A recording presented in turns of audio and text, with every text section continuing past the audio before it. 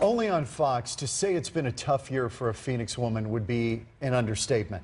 A vicious dog attack tore one of her ears right off. But thanks to an amazing medical team and some advances in medicine, doctors were able to save her ear by placing it temporarily inside her own body.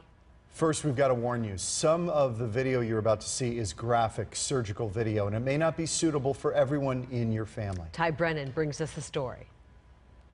How's the top of that graft look? Linda Weber has come here every few months for the past year for checkups. So as you know, we're going to have to thin out this tissue on top of the cartilage significantly. On February 20th, 2015, I was out with my friends, their neighbors. They had gone home early and I stopped by their house to check on them. So the three of us were standing there and just talking, and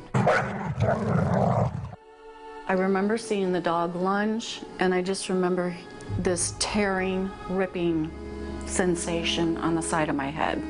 I really didn't know what was happening, and they started yelling, "Oh my gosh, oh my gosh." The dog ripped her ear off. So I don't know what happened because I was in shock, but they apparently got the ear out of the dog's mouth and put it in my hand.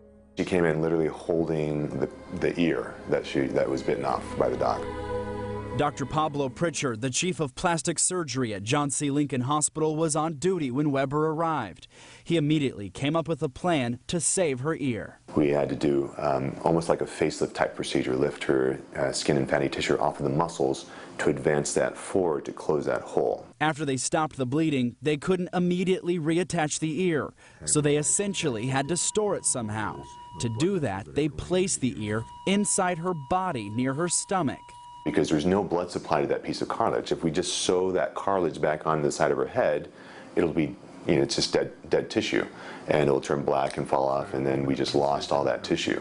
So this is a way to keep blood supply to that piece of cartilage. It surprised me. I thought my ear was going to be reattached. I've never gone through anything like this. Over the past year, Weber had to undergo a series of 5 painful surgeries. A small balloon was placed under the skin to slowly stretch the skin over time to make sure there was enough room to place the ear cartilage. After 5 months of the ear being inside her body, so now we've fully dissected this piece of banked cartilage, and we're removing it from the abdomen. Dr. Pritchard was able to remove it and finally reattach the ear. But Weber is not out of the woods yet. She still has about 5 more surgeries to complete. In those remaining procedures, Dr. Pritchard will work to shape the ear to make it look as normal as possible. He has given me my life back. After some dark days, Weber says she's starting to see the scars, both physically and mentally, fade away. So each surgery before I was dreading.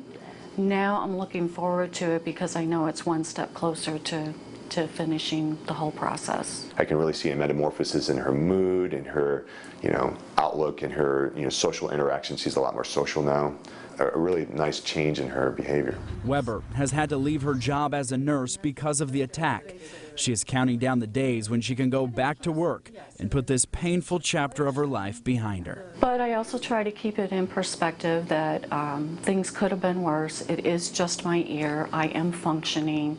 I have a great husband that has supported me through this whole process, and I'll get my life back. Ty Brennan, Fox 10 News. Amazing. Weber hopes to complete all of her surgeries by the end of this year, and at that point, she will have had 10 separate surgeries to reattach that ear.